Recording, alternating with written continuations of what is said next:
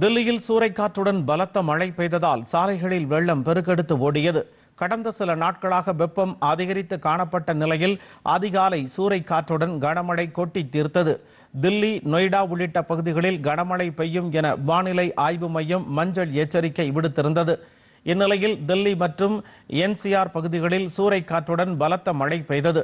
இதனால் துவாரகா சுரங்கப்பாதை, கீதா காலனி உள்ளிட்ட பகுதிகளில் சாலைகளில் மழைநீர் தேங்கியதால் வாகன ஓட்டிகள் அவதிக்குள்ளாகினர். சாலையில் மரங்கள் முறிந்து விழுந்ததால் போக்குவரத்து பாதிக்கப்பட்டது. இதனிடையே தில்லியில் சூறைக்காற்றுடன் பெய்த கனமழை காரணமாக விமான போக்குவரத்து பாதிக்கப்பட்டுள்ளதாக ஏர் இந்தியா தெரிவித்துள்ளது. தில்லிக்கு செல்லும் மற்றும் அங்கிருந்து புறப்படும் விமானங்கள் திருப்பிவிடப்பட்டுள்ளதாக கூறப்பட்டுள்ளது. இதனால் அட்டவணைப்படி விமானங்கள் இயக்கப்படவில்லை என்றும் இடையூறுகளை தவிர்க்க முயற்சி மேற்கொண்டு வருவதாகவும் விமான நிலைய அதிகாரிகள் தெரிவித்துள்ளனர்.